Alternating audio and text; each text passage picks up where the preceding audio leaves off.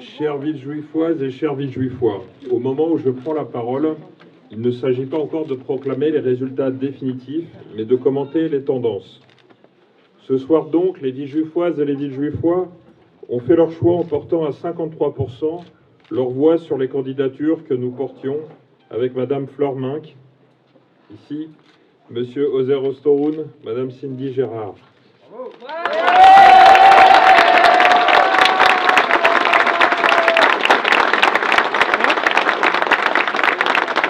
Je veux naturellement remercier chaleureusement les électeurs qui ont confirmé au travers de notre bulletin de vote l'utilité des politiques départementales en matière de bouclier social, de solidarité, d'innovation et de transition écologique.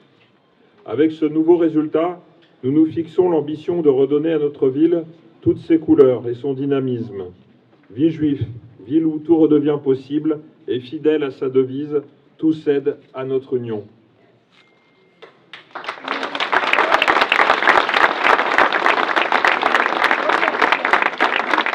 Ce deuxième tour est également marqué par une remobilisation de l'électorat.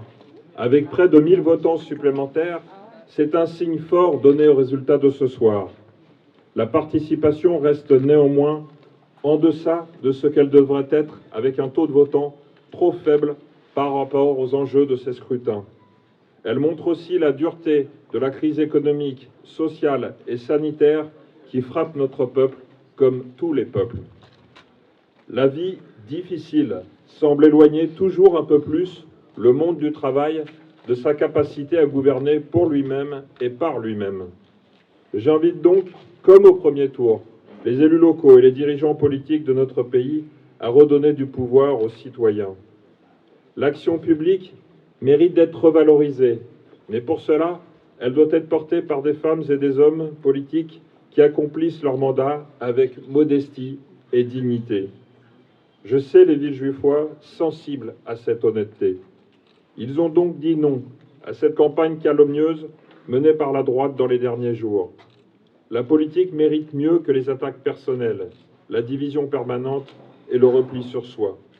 Je regrette que nos adversaires refusent systématiquement d'aller au débat sur le fond, projet contre projet. Par 2 fois depuis 1 an, les Villejuifois ont donc dit non à la droite et son chef de file local, malgré, en France et en Île-de-France, une forte poussée des candidats de la droite.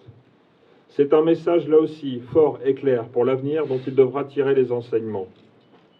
À l'heure où je vous parle, je n'ai pas encore les résultats définitifs à l'échelle du département, mais il semble que notre majorité de gauche soit en danger. C'est donc avec inquiétude que nous attendons les résultats qui représenteraient une catastrophe pour les Val-de-Marnais.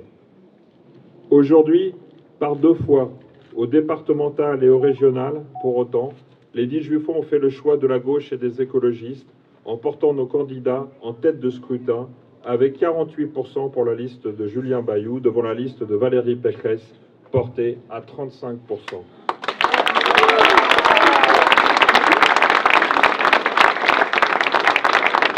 C'est bien entendu, là encore, une satisfaction. Bien sûr, je regrette que les Franciliens n'aient pas porté la liste de rassemblement de la gauche à la tête de la région. Mais ce deuxième tour aura semé des graines que nous devrons faire germer pendant 5 ans. En attendant, je veux une nouvelle fois, en mon nom, en celui de mes colistiers, Flore Minck, Ozer Ostoroun et Cindy Gérard, vous dire un immense merci. Je veux remercier l'ensemble des agents de la ville qui ont œuvré à la bonne tenue du scrutin depuis des mois dans un contexte difficile. Bravo.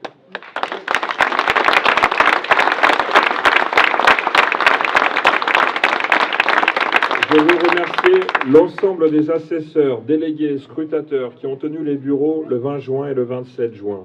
Et je retiens en particulier, parmi ceux-là, de nombreux visages de jeunes Villejuifois qui tenaient pour la première fois un bureau de vote.